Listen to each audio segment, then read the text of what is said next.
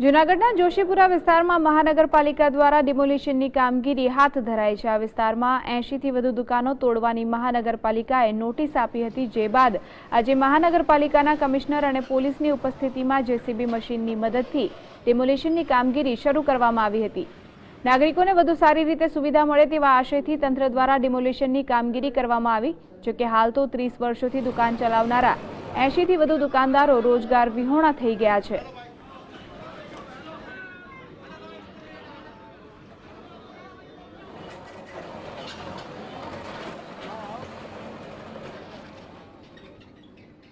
દુકાનદારો કરેલા હતા, જેના કારણે જે પાણીના વહેણને અનર્થરૂપ હતું એ 88 દબાણોને માટે એમને દૂર કરવા માટે નોટિસ આપવામાં આવી હતી।